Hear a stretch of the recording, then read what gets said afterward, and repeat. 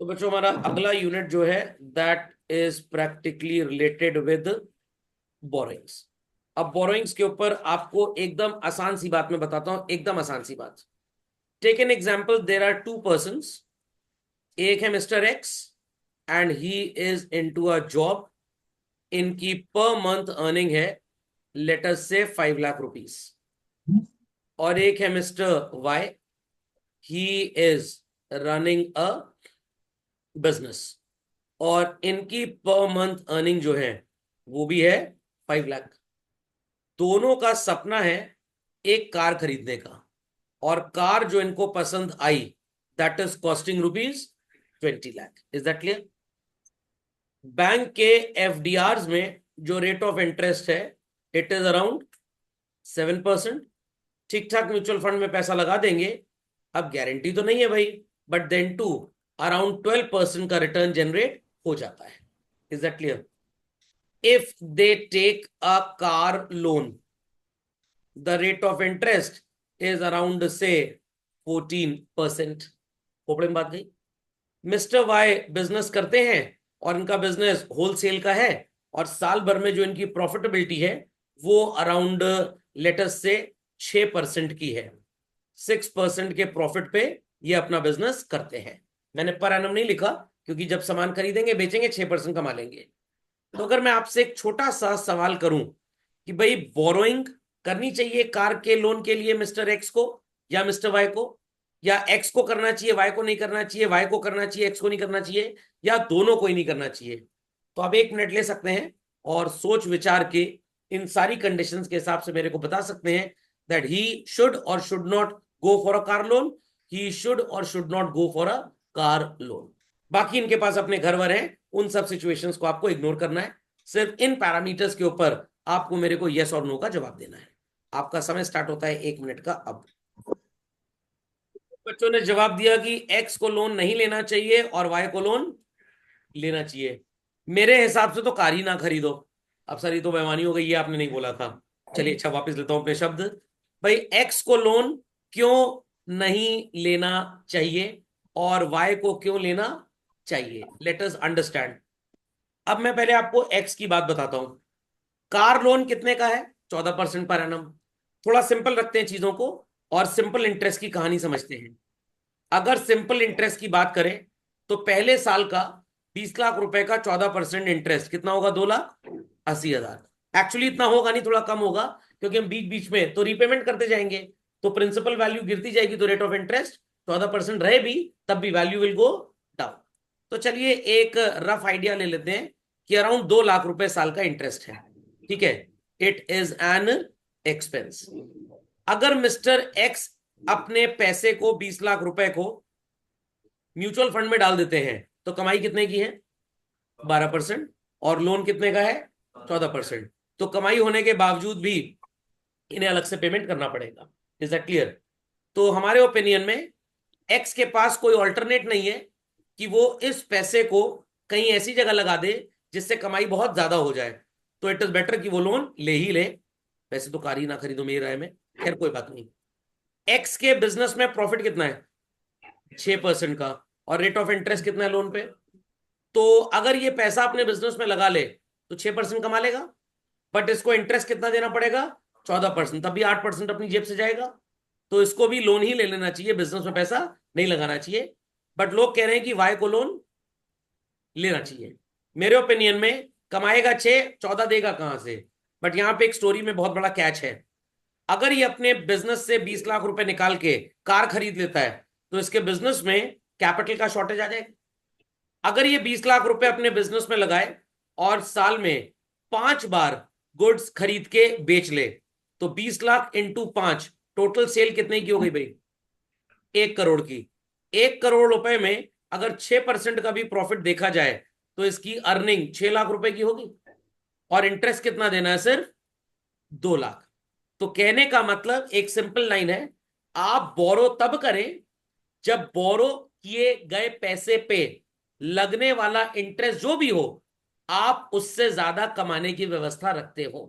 अगर आपकी अर्निंग इतनी है कि आप उस पैसे को बोरो करके अपनी कार खरीद लें और उस पैसे को अपने पास से ना लगा के लोन पे ले लें और पैसा बिजनेस में लगाएं और उससे बिजनेस करके कहीं ज्यादा प्रॉफिट कमा लें। प्रॉफिट के पैसे से you can easily pay your interest. तो बोरोइंग सिर्फ ऐसे इंसान को सूट करता है जहां पे interest as an expense is less but interest as an income is more. खोपड़े में बात गई। सिर्फ एक तरह की बोरोइंग ऐसी है जिसके लिए कभी भी आपको सोचना ही नहीं चाहिए। किस तरह की बोरोइंग के लिए? हाउसिंग। क्यों सर नहीं सोचना चाहिए? कार के लिए क्यों सोचना चाहिए? कार की वैल्यू डे आफ्टर डे क्या होगी? डेप्रिशिएट होगी, बट इंटरेस्ट प्रिंसिपल तो आपको देना ही देना है। हाउस की वैल्यू क्या है भाई? हमेशा अप्रिशिएट ही होती है। जनरली रियल एस्टेट देखा गया है, हाँ हर जगह ऐसा नहीं है, बट 90% केसेस में बढ़ती हुई वैल्यू नजर आती है। तो अगर आपने 1 करोड़ रुपए का घर खरीदने के लिए पैसे अपने पास से नहीं लिए एंड आपने क्या कर लिया? बोरोइंग, कोई प्रॉब्लम नहीं है, आपको रेंटल इनकम हो जाएगी, कल को वैल्यू बढ़ेगी but rate of interest will remain same. तो यू विल पे इंटरेस्ट। 4-5 साल में आपकी हाउस की बोरोइंग खत्म हो गई, क्या हाउस भी खत्म हो जाएगा 5 साल में? नो, वो तो टिका रहेगा और कल को उसकी वैल्यू और अप्रिशिएट होगी, तो वैल्यू बढ़ती जाएगी, इसलिए आपका नुकसान नहीं है। तो रियल एस्टेट के लिए लोन लेने के लिए आपको सोचने की जरूरत ही नहीं है, आंख बंद करके बोरो करिए, कभी भी नुकसान नहीं होगा। बट बाकी मोबाइल फोन लेना है, इंटरनेशनल टूर पे जाना है, इन सब चीज के लिए जब आप बोरोइंग करें तो सी टू इट कि आपकी बोरोइंग पे लगने वाला interest as an expense should be less and alternatively उस पैसे पे जो आप कमाएंगे शुड बी मोर। खोपड़े में बात गई कि नहीं गई? अभी मेरा एक दोस्त बोल रहा है काश जिंदगी दिलजीत दोसांझ जैसी होती, हम भी वर्ल्ड टूर कर रहे होते। उसके दिल से जाके पूछो कि अपने बीवी बच्चों से, माता पिता से कितनी बार मिल पाता है। What it clear? घूमे पड़े घूमे पड़े, तो ये आपको लगता है कि बढ़िया हवाई जहाज से घूम रहा है, घूम नहीं रहा है। बेचारा गली मोहल्ले भीख मांग मांग के गाना गा गा के पैसा कमा रहा है। समझ में आ गया? We are far better endowed कि एक जगह बैठ के अर्निंग हो रही है, कम से कम ज्यादा धक्के जानवर की तरह नहीं खाने पड़ रहे। समझ में आया? बट लोगों को क्या नजर आता है? न्यूज़पेपर में, मीडिया में, फिल्म सेलिब्रिटीज का नेम एंड फेम। बट देखो बेचारे कहां कहां जाके शूट करते हैं, तब जाके उनको पैसा मिलता है। Is that clear? अब लोग कहेंगे अरे सर इतनी कमाई है, 5 करोड़ रुपए लेता है दिलजीत दोसांझ एक शो के। तो भैया 5 करोड़ लेता है तो उसमें से 1.5 करोड़ तो भारत सरकार ले जाती है, इनकम टैक्स 30%, बचा 3.5 करोड़। 3.5 करोड़ में 1 करोड़ रुपए तो क्रू का खर्चा है। ये थोड़ा बांसुरी लेके गिटार ले खुद ही बैठ गए हैं, साथ में 50 लोग की टीम भी लगी हुई है। इक्विपमेंट्स है इतने महंगे, इक्विपमेंट्स डेप्रीशिएट होते हैं। अच्छा सर, तो सर बचता कितना है? सब काटे पीटे 1 करोड़ बच जाता है मान लीजिए। तो सर 1 करोड़ रुपए कम होता है क्या? आपको 1 करोड़ इसलिए ज्यादा लग रहा है क्योंकि आप 500 की टी शर्ट पहनते हैं, वो बेचारे को अरमानी की पहनी है 6,000 रुपए की टी शर्ट, तो उसके लिए 1 करोड़ रुपए क्या बड़ी चीज है? Is that understood? Is that understood? तो जैसे कहावत है ना भाई, दूसरे का आम का अचार, दूसरे के छोले की सब्जी, दूसरे के पापा मम्मी सबको अच्छे लगते हैं, अपने ही खराब लगते हैं बस। तो वैसे ही दूसरे की कमाई भी सबको अच्छी लगती है, बट सी टू इट कि उसको कमाने के लिए एफर्ट कितना करना पड़ रहा है। खैर टॉपिक पे वापस आते हैं। बोरोइंग का मतलब समझ में आ गया? तो ये मोबाइल फोन वगैरह कभी भी ईएमआई पे बोरोइंग पे नहीं लेना चाहिए। दिस शोज कि आपकी औकात नहीं है खरीदने की, बट सिर्फ दूसरे को दिखाने के लिए उसने खरीदा है तो हम भी खरीद लेते हैं। फंडामेंटल लॉजिक इज क्लियर और नॉट? समझ में आ गया? तो only borrow when interest as an expense is less and that money could earn much more so as to pay your interest. खोपड़े में बात गई? तो किसके लिए भाई यहां पे बोरोइंग करना अच्छा साबित हो रहा है? मिस्टर एक्स के लिए या मिस्टर वाई के लिए? वाई के लिए बोरोइंग करना अच्छा साबित हो रहा है। खोपड़े में बात गई? खोपड़े में बात गई। बट इनको बोरो नहीं करना चाहिए, ये अपने पैसे से कार खरीद लें। वैसे तो कार ही ना खरीदे, बार बार मैं बोल रहा हूं, समझ में आ गया? ये अपने पैसे से कार खरीद लें, क्योंकि बोरो करेंगे तो पैसा जेब से जाएगा। ये तो चतुर है, बिजनेसमैन है, ये तो कमा लेगा पैसा। खोपड़े में बात गई कि नहीं गई? पक्का? तो one who is in a job, जिसकी इनकम सैलरी की है, उनके लिए बोरोइंग हमेशा एक बहुत महंगा सौदा है, तो they should not borrow. Is that clear? और बिजनेसमैन शुड ऑलवेज बोरो, क्योंकि वो अपने बिजनेस में कहीं ज्यादा अर्न कर लेगा उससे। Fundamental logic is clear? तो झटपट इसको अपडेट कर ले। तो समझ में आ गया बोरोइंग किसके लिए फायदेमंद है, किसके लिए नुकसानदायी? चलिए, so mutual funds is easier for inexperienced even for experienced people. कहने की बातें हैं, but it is the best sort of investment children. कहाँ पे पैसा लगाना है, फ्लेक्सिबिलिटी हो, एंट्री एग्जिट लोड क्या होता है, ये सब आप पढ़ चुके हैं। देयर आफ्टर कुछ स्कीम्स ऐसी हैं जो टैक्स बेनिफिट प्रोवाइड करती हैं, कुछ में कोई भी टैक्स बेनिफिट नहीं होता। We have post office schemes, provident fund है, गोल्ड है, रियल एस्टेट है, ये सब तो सबने पढ़ ही लिया। सो बेंजामिन फ्रैंकलिन साहब बोला करते थे, one that goes a borrowing goes a sorrowing. तो सिर्फ एक चीज का लोन लेने से पहले कभी भी सोचने की जरूरत नहीं है, and what is that? Housing. Is that clear? तो हाउसिंग पे पैसा लगाइए, कोई टेंशन की बात नहीं है, बट फॉर अदर थिंग्स बहुत बार सोचिएगा। So is borrowing always bad? No. When interest expense is less than interest income. बहुत पहले की बात है, 2011 मैंने कार खरीदी थी, ऑल्टो K10, और उस समय महिंद्रा फाइनेंस इसको फाइनेंस करवाया था। रेट ऑफ इंटरेस्ट एक स्पेशल स्कीम थी उनकी कि अगर आप 10 मंथ्स में रीपेमेंट कर देते हैं तो हम इस लोन पे 4.5% इंटरेस्ट लेंगे। कितना? 4.5। और हमारे पास उस समय जो FDRs थे, जिसको एनकैश करा के कार खरीदने की सोची गई थी, दे were giving us 9% per annum interest. तो मैंने और पापा ने डिसाइड किया कि अगर FDR एनकैश करवाएंगे तो कितने परसेंट इंटरेस्ट का नुकसान है? 9%। और लोन ले लेंगे तो कितना इंटरेस्ट देना पड़ेगा? 4.5। क्या हमको अपना FDR तोड़वा के एनकैश करवा कार खरीदनी चाहिए?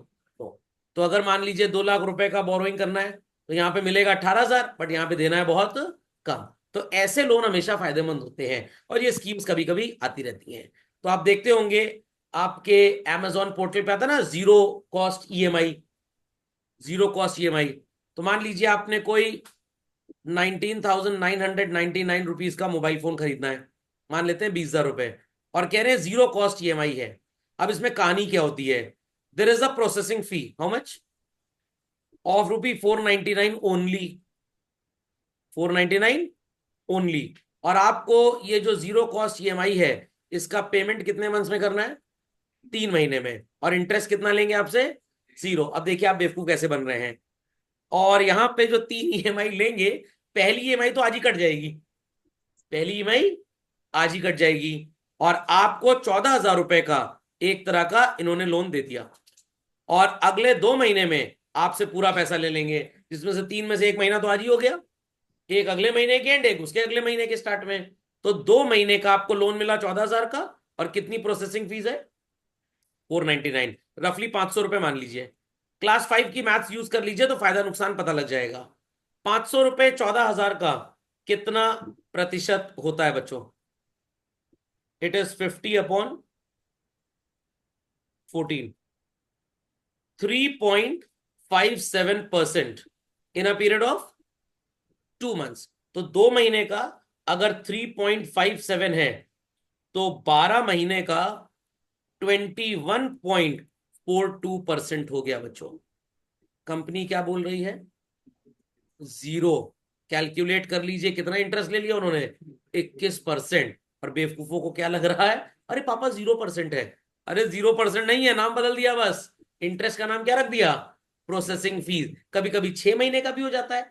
मान लीजिए 6 महीने होगा, तो 21.42 जो आ रहा है इसको आधा कर दो, 10-11% है।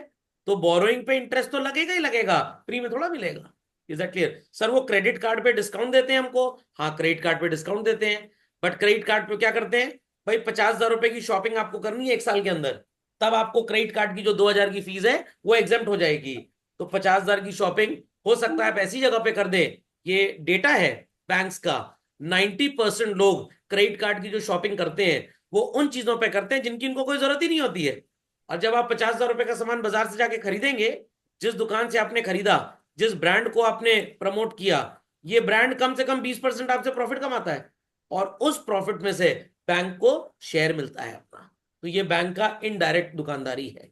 तो आपको वो चीजें खरीदवा दी जिसकी आपको कोई जरूरत है ही नहीं, और आप कहते हैं ना क्रेडिट कार्ड की फीस एग्जाम्प्ट हो जाएगी, 0 हो जाएगी। अरे 0 तो तब होगी जब आप इतनी शॉपिंग करेंगे। Is that clear? और शॉपिंग 90% ऐसी चीजों की आप कर लेंगे जिसकी आपको कोई जरूरत ही नहीं है।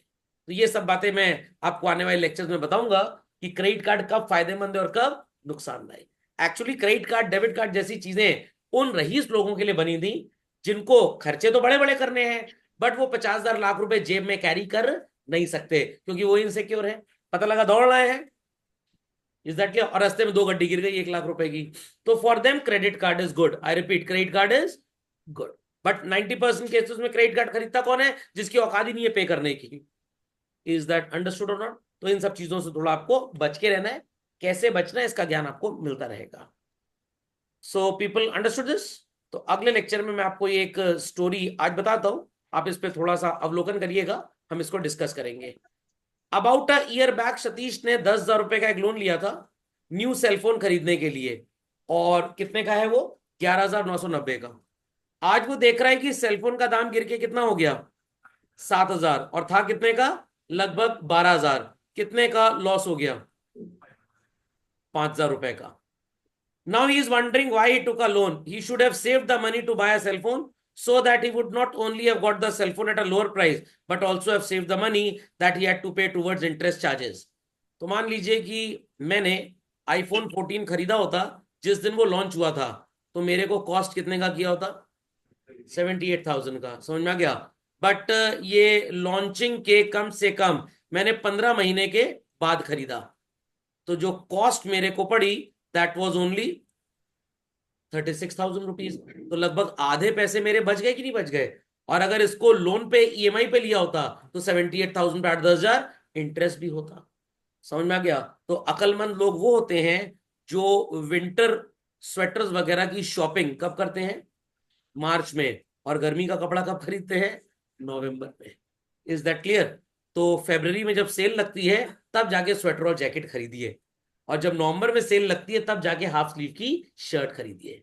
जाहिल गवार बेवकूफ, मार्च में खरीदेंगे गर्मी कपड़ा और नवंबर में खरीदेंगे सर्दी कपड़ा, महंगा तो मिलेगा ही मिलेगा। सर फैशन पुराना हो जाएगा। अरे खुद पैदा हुए थे 15 साल पहले, हुई तो पुराना ही हो चुका है। आत्महत्या थोड़ा कर लोगे जाके पुनर्जन्म के चक्कर में, लेटेस्ट फैशन की पैदावार हो जाए। खोपड़े में बात गई कि नहीं गई? समझ में आ गया? चलिए, तो this will be doing in the next lecture. That's all for today.